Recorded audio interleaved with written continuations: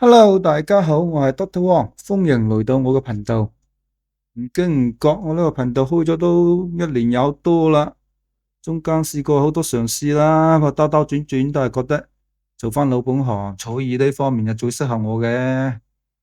之前做啲取煙就初次就麻麻地啦，而家就跟住將嗰啲片再重新做過去，做翻好些少，等大家睇上去又舒服啲咁啦。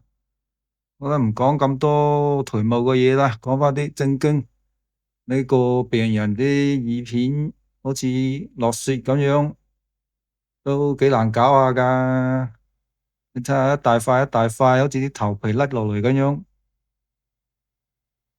要聽佢就聽得到嘅，但係就個耳仔唔舒服咯，因為個耳仔乾燥嘛，都幾難受嘅。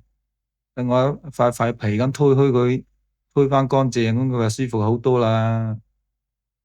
大部分人都係咁噶，唔到耳仔唔舒服都唔會話嚟睇醫生，所以做親呢啲採耳嘅視頻呢，肯定就都係比較難搞嘅奇難雜症。不過呢個病人都算好噶啦，問題都唔大嘅，就好似推甩層皮咁樣，刮走晒啲耳屎，跟住就乾淨舒服啦。你睇下睇下，幾大塊啊，真係一嘢滑落去，幾酸爽。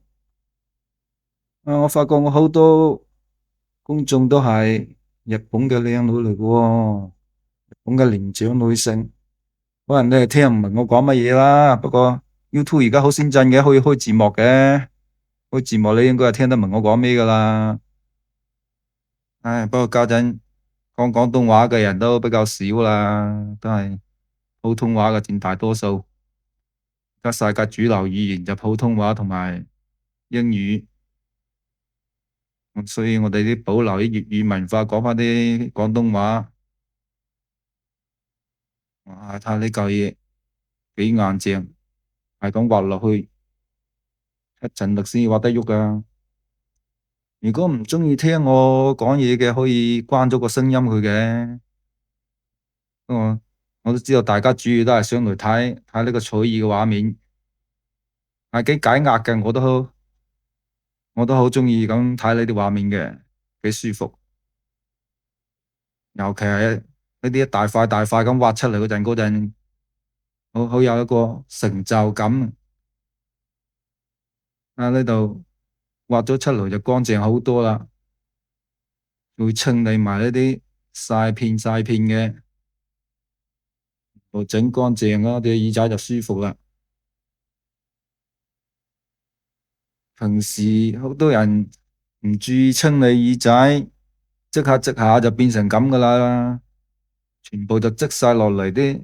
不過好多人係天生嘅，佢啲皮膚係會容易積聚，同埋有啲人嘅比較多呢個耳垢，有啲人就會，有啲人係一世人都唔使清理耳垢嘅，佢各個人嘅體質唔同，有啲人就特別多，所以經常會塞住聽唔到。好多時候唔係話佢個聽力有問題，而係佢真係俾啲耳垢塞住，即係好似塞坨棉花喺個耳仔度咁，梗係聽唔清楚啦。所以清理咗佢之後咧，就好似突然之間耳仔度塞咗坨棉花，然之後一掹出嚟嗰種感覺，整個世界都聽得清楚晒。通常就係好嚴重嗰啲先至需要過嚟清理隻耳仔嘅，一般小問題就唔需要點。平時自己屋企唔需要點樣洗隻耳仔嘅，因為個耳仔本身佢有自己有個自潔能力，佢自己識得清潔嘅。